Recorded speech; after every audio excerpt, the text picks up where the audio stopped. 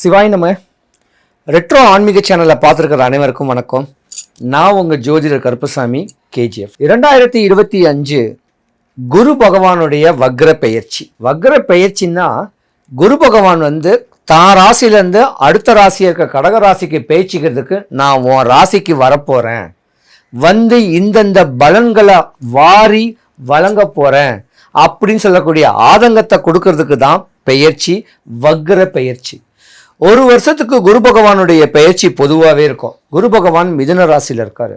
அப்போ அந்த மிதுன ராசியில் குரு பகவான் இருக்கும்போது இந்த வக்ர பெயர்ச்சினா அவர் நிலையாக ஒரு இடத்துல உட்கார்ந்து நம்மளுக்கு என்னென்ன பலன்களை தரப்போறாரு, எந்தெந்த ராசிகளுக்கெல்லாம் யோகத்தை கொடுக்க போறாரு, எந்தெந்த ராசிக்காரர்களுக்கு சிறு சிறு நஷ்டத்தை கொடுக்க போறாரு அப்படின்னு பார்க்கறது தான் இந்த வக்ர பெயர்ச்சியுடைய தன்மை. குரு பகவான் ஒரு ஜாதகத்தில் யோகமாக இருந்தாருன்னா வீடு, நிலம், சொத்து, சுகம், வண்டி, வாகனம், கல்யாணம் ஆகி குழந்தை இல்லாதவனுக்கு ஒரு குழந்தை. குருனா குழந்தை, குருனா தங்கம். யார் தங்கங்க வாங்க போறாங்க, எந்தெந்த ராசிக்காரங்க தங்கத்தை விற்க போறாங்க, அடமானம் வைக்க போறாங்க, எந்த ராசிக்காரங்க தங்கத்தை அடமானம் வைக்கிறாங்களோ அவங்களுக்கு குரு பலன் கெட்டு போச்சுன்னு அர்த்தம். இப்படி குரு பகவானுடைய பலன் நம்மளுக்கு தெளிவா கிடைக்கிறதுக்கு நம்ம என்ன வழிபாடுகள் பண்ணணும், அந்த குரு பலன் கிடைக்கிறதுக்கு நம்மளை எப்படி பக்குவப்படுத்தணும், எந்த சாமியை வழிபடணும், எப்படி வழிபடணும். குரு பகவான் பெயர்ச்சி சொல்ல போனா எல்லா ஜாதகத்துக்குமே நல்லதுதான் கொடுக்க போறாரு. நலிஞ்சவனை உயர்த்தி கொடுப்பாரு, குப்பமேட கோபுரமாக்கி கொடுப்பாரு. குலதெய்வத்தையும் வழிபட்டு வந்தா குரு பகவானுடைய பெயர்ச்சி, அது வக்ர பெயர்ச்சியோ இல்ல சாதா பெயர்ச்சியோ, நம்ம வாழ்க்கையில குருவுடைய கடாட்சியம் கடைக்கண் பார்வை பட்டுட்டாலே நம்ம வாழ்க்கை யோகம்தான். நிறைய பேர் இன்னைக்கு கஷ்டப்படுறதுக்கு காரணம் குரு பலன் இல்லாம தான். திருவண்ணாமலையை எடுத்துக்கோங்க. கிரிவல பாதையில் இன்னைக்கு சந்நியாச கோலத்துல தவ கோலத்துல இருக்கக்கூடியவங்களுடைய தன்மைக்கு காரகனும் குரு தான். ஒரு ஜாதகத்துல ஒருத்தன் பிச்சை எடுக்கிறான்னா, யாசகம் வாங்குறான்னா, அவங்களுக்கு ஜாதகம் உல்டாவா போனாலும் யாசகம் வாங்கணும். அது குரு பகவான் கெட்டு போனா. குரு பகவானும் நம்ம முருகக் கடவுளும் ஒண்ணு. ஜாதக ரீதியா குரு வக்ர பேச்சு ஆகிறது சந்திரனுடைய வீடுன்னு சொல்லக்கூடிய கடக ராசியில. குரு சந்திர யோகம்னா சூப்பரான நேரம். சிம்ம ராசிக்கு 12வது வீடு கடக ராசியில தான் குரு பகவான் வக்ர பெயர்ச்சி. சிம்ம ராசிக்கு அதிபதி சூரிய பகவான். நீங்க ஒரு நெருப்பு, ஒரு கோபக்காரங்க, அன்புக்குத்தான் அடிபணிஞ்சிருப்பீங்க, அதிகாரத்துக்கு எவனுக்குமே அடிபணிய மாட்டீங்க. பெண்ணா பிறந்தா ஆணின் தன்மை இருக்கும், ஆணா பிறந்தா ஆணுக்கும் மேல ஒரு கர்ஜனை இருக்கும். அரசியல், ஆன்மீகம், திடகாத்திரியமான ஒரு உடம்பு, எதுக்குமே துணிஞ்சிருக்கக்கூடிய தருணம், இதெல்லாம் ஆணுடைய வர்க்கத்துல நிறையவே இருக்கும். ஆனா சிம்மராசி பெண்கள் தான் இந்த வக்ர பேச்சில கொஞ்சம் கவனமா இருக்கணும். என்ன நடக்கும்னா, சிம்மராசியில் உள்ள பெண்கள், டீனேஜ் பெண்கள் 13லேருந்து 19 வரைக்கும் கூடிய சிம்மராசி பெண்கள் ரொம்ப கவனமாக இருக்கணும். ஏன்னா இந்த வக்ர பெயர்ச்சி உங்களுக்கு ஆகாது. ஏதாவது ஒரு தொடர்பு இல்லை ஏதாவது ஒரு முகநூல், ஃபேஸ்புக், இன்ஸ்டாகிராம், ட்விட்டர், ஏதோ ஒரு இன்ஸ்டாகிராமில் உங்களுடைய முக பிரதிபலிப்பு உங்கள் வாழ்க்கையில் காதல்னு சொல்லக்கூடிய தருணத்தில் மாட்டி விட்டுரும். 25, 23 வயசு வரைக்கும் திருமணம் தாயி தகப்பனுடைய அனுகிரகத்தில் நீங்கள் பண்ணணும். காதல் திருமணம் பண்ணீங்கன்னாலும் உங்களுக்கு தாரம் 2 தாரத்து தோஷம் வர்றதுக்கான வாய்ப்பு இந்த பயிற்சியில இருக்கு. 2வது, உங்க ஜாதகத்துல உங்க ராசியில கேதுன்னு ஒரு பாம்பு இப்ப இருக்கு. இந்த நேரத்துல நீங்க கல்யாண காட்சிகள் மட்டும் பண்ணாதீங்க. இந்த ராகு கேது பெயர்ச்சி ஆன உடனே நீங்க கல்யாண ஏற்பாடுகளை பண்ணுங்க. இப்ப பண்ணீங்கன்னா மாட்டிக்குவீங்க.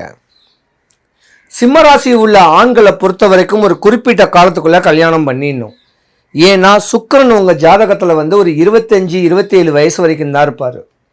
25, 27 வயசுக்கு மேல உங்களுக்கு கல்யாணம் ஆகலைன்னா நீங்க ஒரு சன்னியாசி, ஒரு தவயோகி, ஆணா இருந்தாலும் பெண்ணா இருந்தாலும். ரொம்ப கவனமா நீங்க இருக்கணும். சிம்மராசியில உள்ள ஆண்கள் ஏமாறப்படுவீங்க. எப்படி ஏமாறுவீங்கன்னா, இந்த வக்ர பயிற்சியில் 25, 30, 31 வயசுக்கு மேலே கல்யாணம் ஆகி டிவேஸ் ஆகியிருந்திருந்தா உங்கள் வாழ்க்கையில் ஒரு மோகினின்னு சொல்லக்கூடிய ஒரு பொண்ணு உங்கள் வாழ்க்கையில் கிராஸ் ஆகும், ஏமாந்துருவீங்க. இதே போல் சிம்ம ராசியில் உள்ள பெண்கள் பாசத்துக்கு அடிபடிஞ்சிருப்பீங்க. தன்னுடைய கணவன் தன்னுடைய பிள்ளைங்களை வாழ்க்கைக்காக கல்லு மண்ணு சுமந்தாத அவங்கள வாழ்க்கையை வாழ வைக்கணும்னு சொல்லக்கூடிய தருணம்லாம் உங்களுக்கு உண்டு. இருந்திருந்தாலும் சிம்ம ராசியில் உள்ள பெண்களுடைய மாமியாருக்கு உங்களுக்கு இப்போ ஆகாது. Loose talk கூடாதீங்க.